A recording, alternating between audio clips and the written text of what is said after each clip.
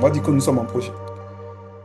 Et donc, quand nous sommes maintenant en projet, on sait que d'aventure, on va devoir passer par une phase de planification. Mais attention, avant de passer à la phase de planification, il y a des choses à faire.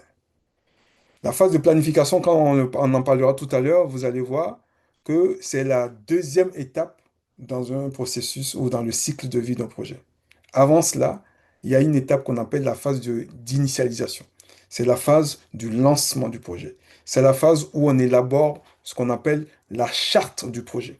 C'est la phase où on identifie les parties prenantes, ceux qui vont impacter aussi bien positivement que négativement notre projet, ceux dont les attentes doivent être satisfaites. Donc, qu'est-ce qu'on fait? Tout naturellement, on va identifier et impliquer ces personnes-là, ces personnes clés du projet. On va, dans un premier temps, élaborer le registre des parties prenantes. Comprenez que là, nous sommes du coup dans la phase qu'on appelle la phase d'initialisation. Nous allons définir clairement l'objectif du projet. L'objectif, nous allons clarifier les objectifs spécifiques du projet et s'assurer que tout est aligné, tous ces objectifs sont alignés sur les besoins et les attentes de parties prenantes.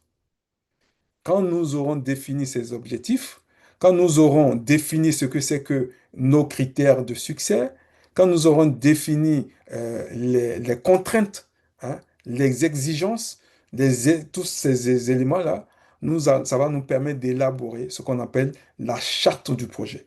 Un élément clé avant de parler de planification. Quand on n'a pas le registre des parties prenantes, quand on n'a pas la charte du projet et qu'on s'engage dans la planification, on est 50% à l'ouest.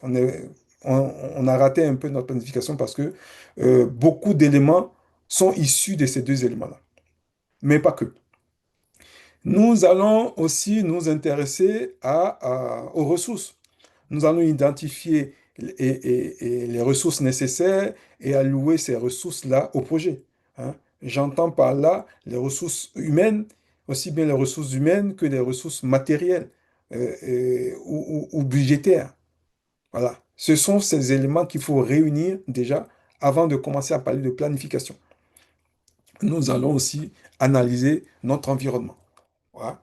On va voir, évaluer l'environnement externe et interne sur lesquels ce projet sera réalisé.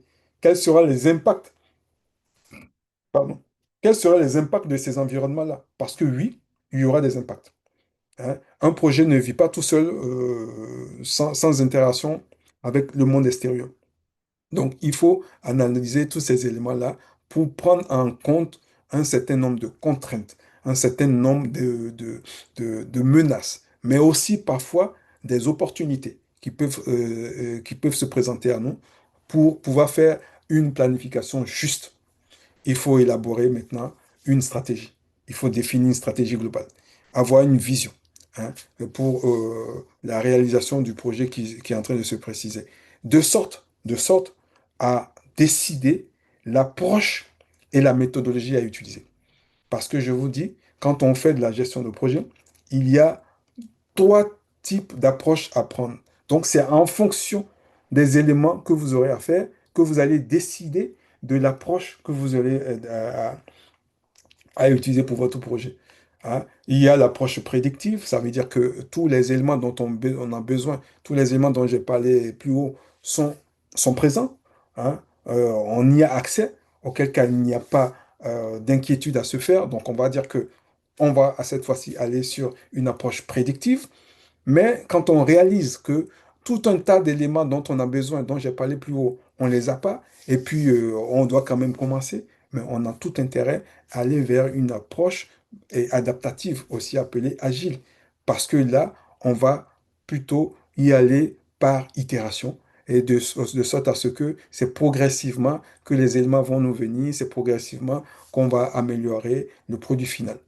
Et puis, bon, maintenant, quand on a tout à notre disposition, on va commencer à élaborer un premier plan, hein, ce qu'on appelle un peu un macro-planning, hein. Tout ça, ce sont des choses qui se font dans la phase d'initialisation. Un macro-planning qui nous servira de base pour notre planification détaillée.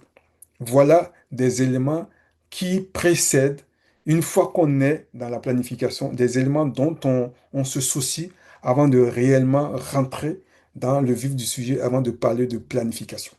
Donc, vous voyez, d'un côté, j'ai parlé des choses à faire avant de parler de projet. Puisque, n'oubliez pas, on parle de planification de projet. Donc, avant de parler de planification de projet, il faut que le projet existe. Donc, je me suis préoccupé des choses à faire avant que le projet ne soit réel. Maintenant, quand le projet est réel, je me dis, je suis dans le projet. Qu'est-ce que j'ai à faire réellement avant de démarrer concrètement la phase de planification? Et c'est ce dont on vient de parler. Maintenant que on a vu le avant-projet, on a vu le avant planification, rentrons maintenant dans le cycle de vie de la planification, ou plutôt la planification à l'intérieur du cycle de vie de projet.